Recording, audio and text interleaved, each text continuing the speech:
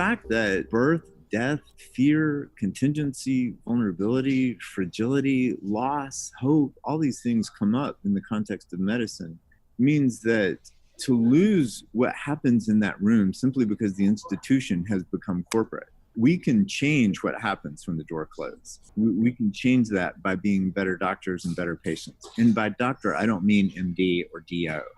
I mean person who is interested in healing.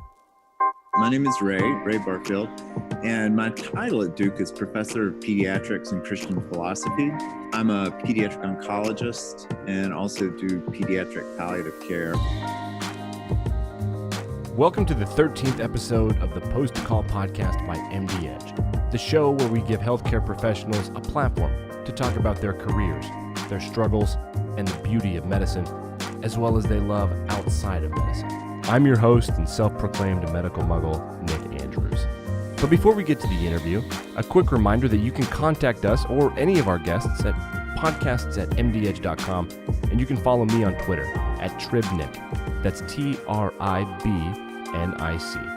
The Post Call podcast is published every Friday and is now also available on Spotify. You can click favorite in Spotify to subscribe to the show. In this episode, we finish our conversation with Dr. Ray Barfield of Duke Healthcare. Dr. Barfield nearly walked away from medicine due to burnout, but he's now back with rejuvenation. Last episode, he opened up about his experience with burnout and what exactly he's doing now with his new program called Reimagining Medicine. You can find links to learn more about that program as well as to listen to part 1 of this conversation in the podcast notes. Today, Dr. Barfield and I get a bit more philosophical. Dr. Barfield is educated in religious studies and is professor of Christian philosophy as well as professor of pediatrics at Duke University. In this episode, he and I dive into a favorite topic of mine, which is the intersection of philosophy and science. Enjoy.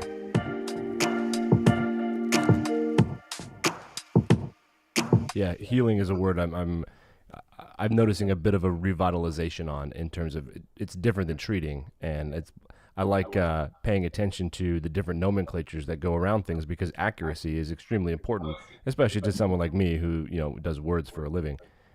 Healing is quite different than treating when you get down to things like palliative care and being present in the room and helping shepherd people through this sort of confusing situation. And I completely empathize with patients who go into an inpatient situation or even an outpatient just checkup with their defenses up and being a bit, I know this is how this is going to go. I'm going to be combative because I don't want to be taken advantage of.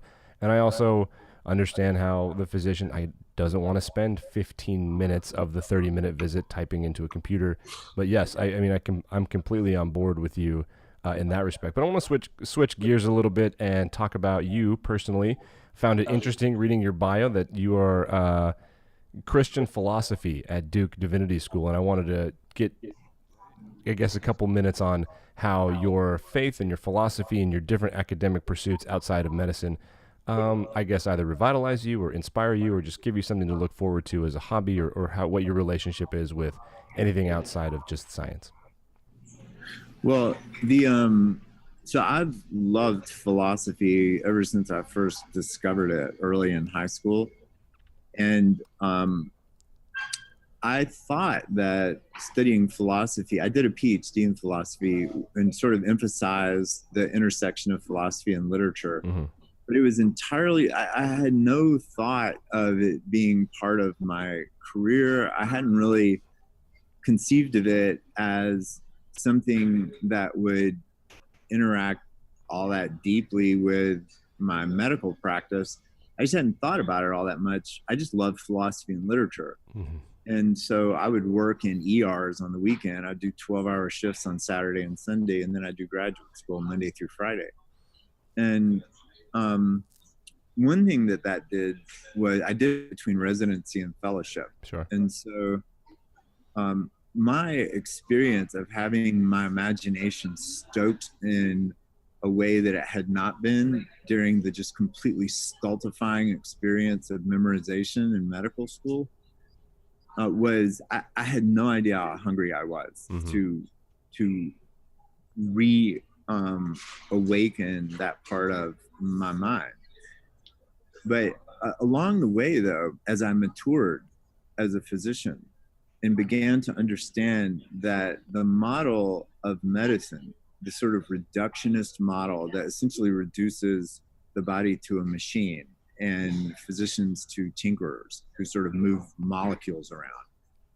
As I began to mature as a doctor, I began to realize just how much of the actual practice of medicine is itself, fundamentally about things that are philosophically interesting or things that are cast in the form of storytelling.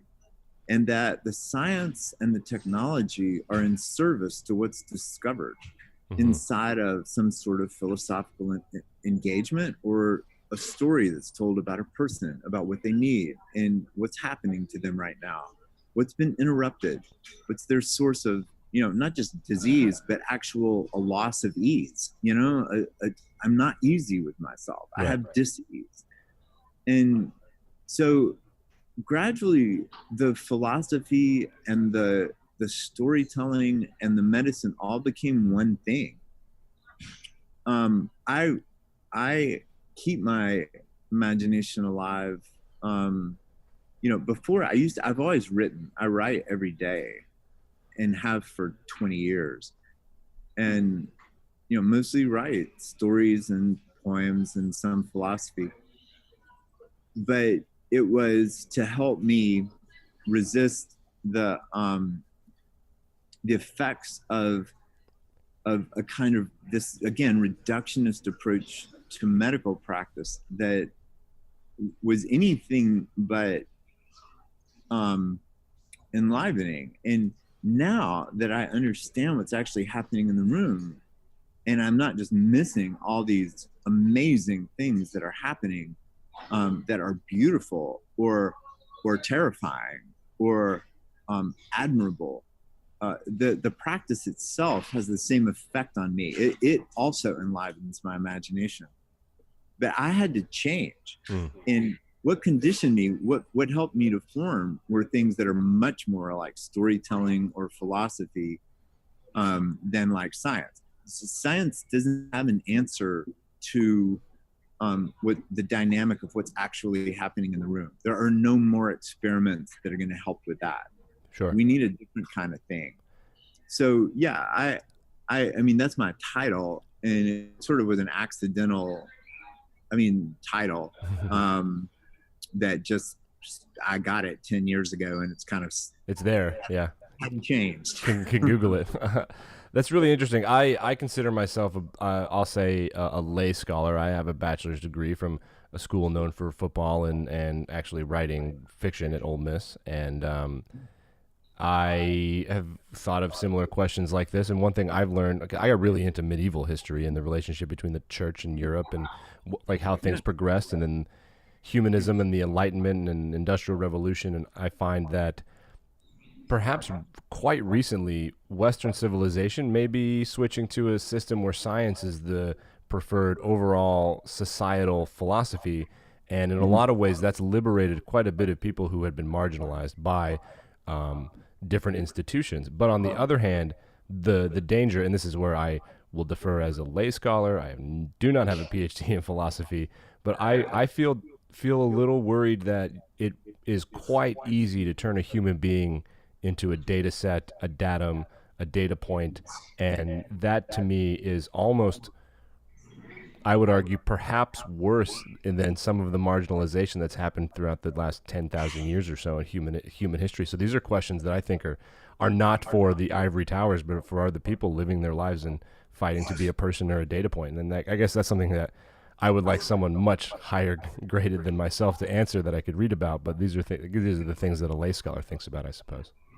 I think you're spot on. And I think a lot of these problems that you talk about, it may be that someone needs to have, years and years of immersion to create the nuts and bolts of the languages, right, and the ways that data are used and arranged. But I don't think you have to have all of that to be able to look at it and ask deeply human questions, which is what you just did.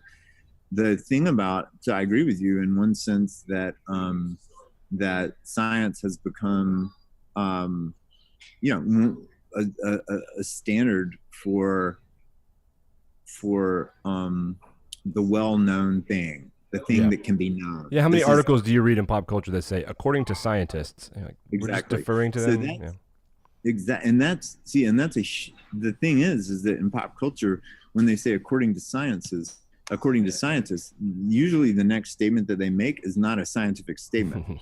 It's a statement about human value. Sure. And so someone who's really, really good at making airplanes stay up in the air, it doesn't mean that their expertise in understanding aerodynamics and things like that is also makes them an expert in, making statements about the arrangement of social power, or what just distribution looks like, or anything else.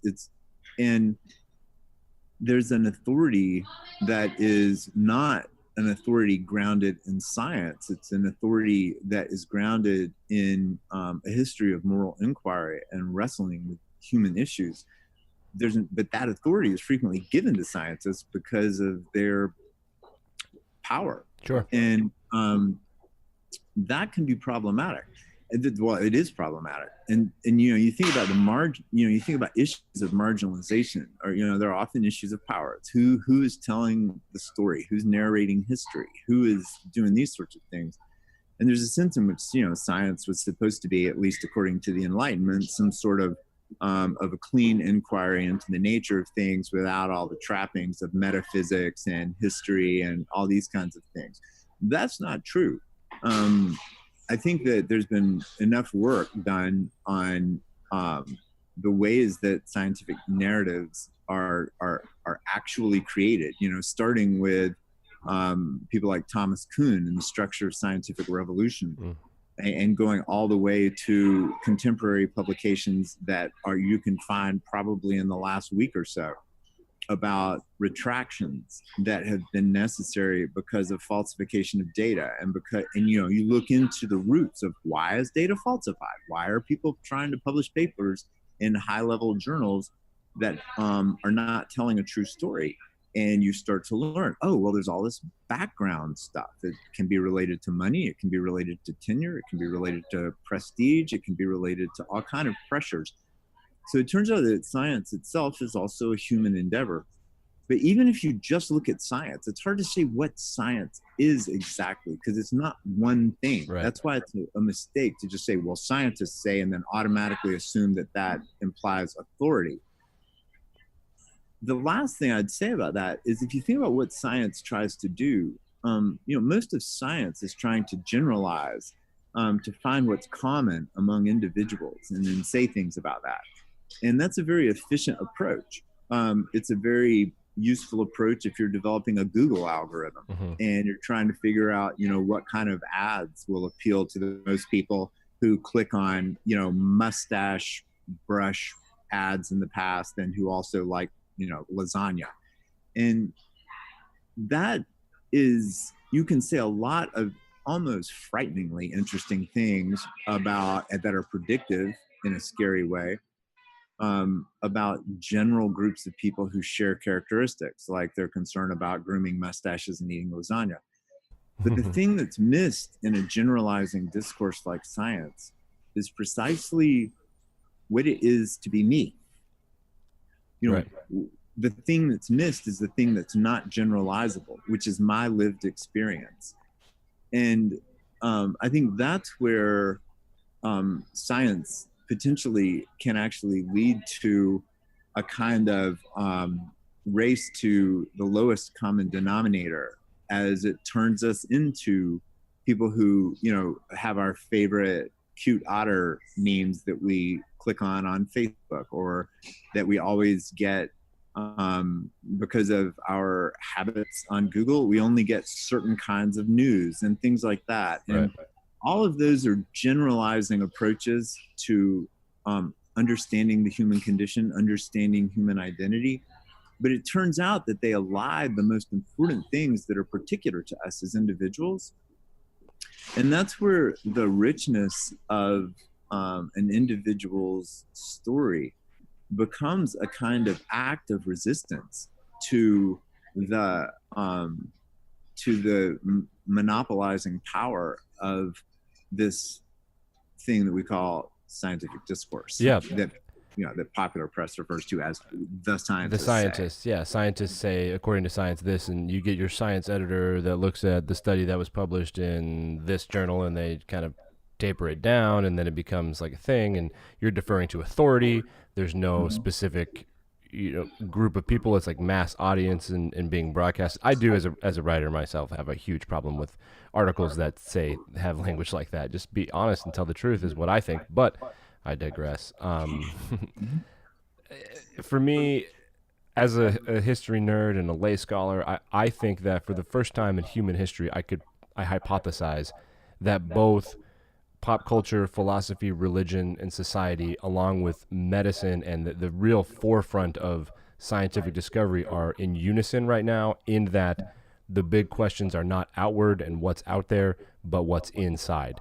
In medicine, I think the future is in the brain, it's in the cell, it's in DNA, it's in genetics, while all of these people, at least in Western society, are raising their hand and say, I'm not a part of this group and that group and that group. I am a Venn diagram of an infinite amount of opinions and thoughts. And that's exciting. That's really exciting to me, to be optimistic, to say, like, for the first time, we're all, the philosophical questions, the religious questions, and the scientific questions are all asking, what am I? Which is fun for me. I couldn't agree more. I think that the Venn diagram image is a good one. And I think that's probably, recognizing that I myself am a crossroads. I myself am a hub of many, many different kinds of spokes. I'm a place where many cultures meet. Sure. That is the kind of self-awareness that can lead to rather than talking about things like cultural competence, talking about things like humility, gratitude for someone who is different than you, who sees the world differently than you, who can show you something you might not have seen otherwise. But as you listen to them, beginning to recognize that some part of that may actually be in your world and you just didn't realize it. Right. So that Venn diagram thing, I like a great deal.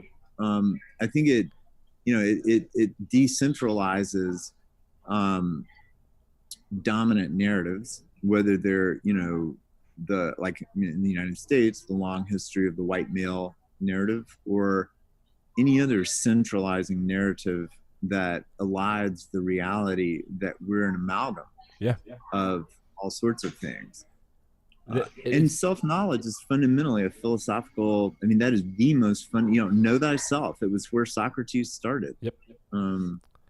I think, therefore I am. Yeah. Yeah. That's like the first chapter of the book, man. Yeah. That's and taking it back to medicine for you, this is one of the reasons that so just like a quick recap of my career. I started in sports. I found it to be quite empty because it was neither journalism nor real. Like, wake up in the morning and find something that people might click on or listen to and fake it. It was acting, essentially, and I didn't love that. Got into medicine and oncology, was extremely invigorated by the science and then all the moral and ethical questions, which I find just unbelievably fascinating and complex. But when we look at marrying a person as a scientific thing, as a group of a bag of carbon, along with who they are as an individual, oncology for me was the place where I found you're not treating the disease, you're not even treating a pathway. This is a person, right? And you're treating individualized medicine is where, or I don't know where that started, but it seems like it was a term I heard quite a bit in oncology. And I find that with oncological surgeons who open up a patient, and they say, well, the scan said this is where the growth is, and now I've got to call an audible at the line of scrimmage. And I feel like the pathway should be this course of treatment, but with this patient, I think maybe we'll do something a little different.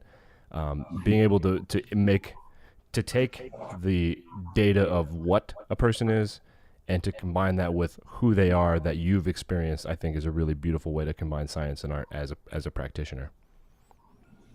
I agree with you. It takes a lot of people to do that. I mean, it's one of the reasons that medicine is a team sport, and that it's crucial to not forget that the patient is most definitely part of the team. I think that we still, we still have a habit of a sort of triumphalist, lone hero vision of what a doctor is, and it's kind of understandable, to want to have one person, kind of like your priest or your rabbi or your shaman or Sure. whoever it is that you go to. But medicine is a team sport, and now that we're so good at different parts of medicine, I think that we can afford to be honest about the places where we are not good. Mm-hmm. And so, setting up medicine as, like in our brain center here at Duke, the motto is at Duke there's hope. And what they mean by that is that, well, your hospital might not be able to cure you, but we can.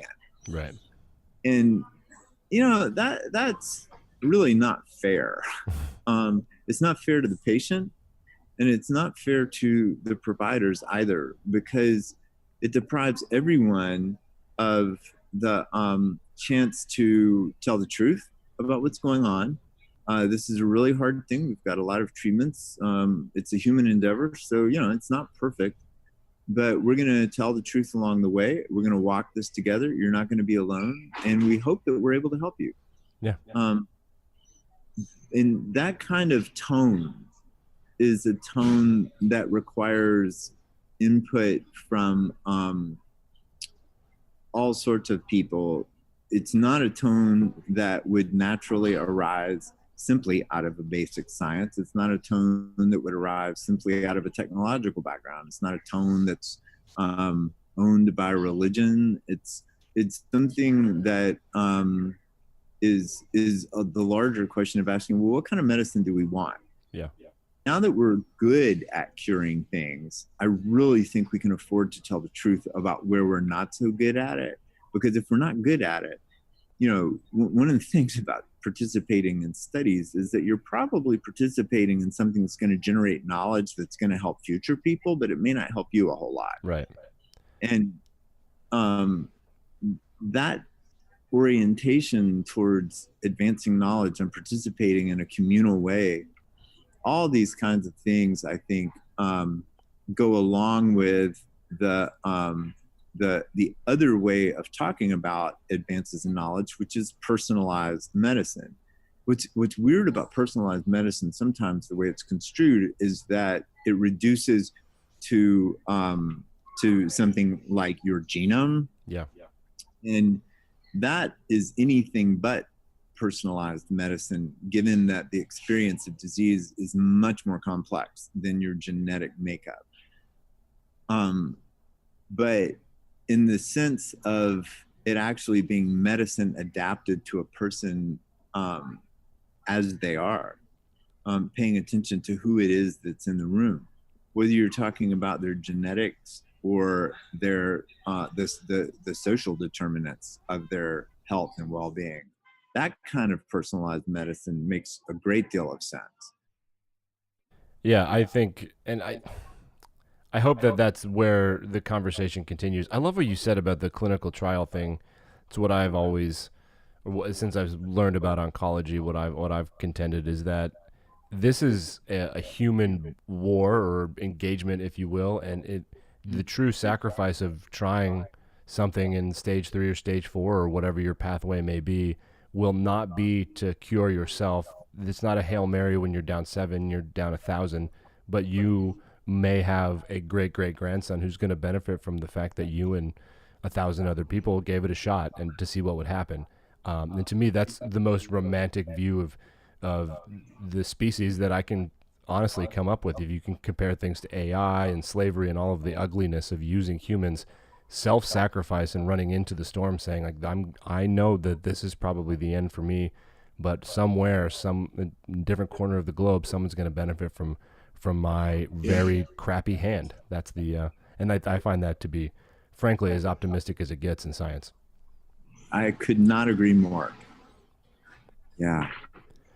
Well, on that happy, interesting note, I think we've come all the way back around, and it's Friday. The holidays are coming up, and a couple quick things. I just wanted to give you a chance to advertise your program and say where people can find you, where they can learn more, and what they can do if they're interested in doing something similar at their institution or their practice or in their med school. So we are just now in the process of shifting our website so that it's more accessible. It'll be pretty easy to find. It'll be essentially reimaginemedicine.org. They can always email me because I am very interested in engaging with people who want genuine culture change in medicine for the well-being of patients and the well-being of providers. And I'm easy to find. I'm just raymond.barfield@duke.edu. Made my job really easy. I'm not going to lie to you. That was really great. Yeah, so I'm easy to find, and I love to be contacted. Sometimes I'm a little slow on email because when I'm talking with someone, I don't check my email while I'm talking, and I'm frequently talking with people. Sure. But I always get back to you.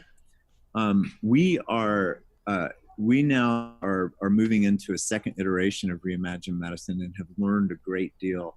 I think we're in a place to help other institutions begin to think about how they might adapt it to their own institution and make it their own. And it's nothing that anyone wants to own because we view it as a fundamentally sort of human recovery of a fundamentally human enterprise.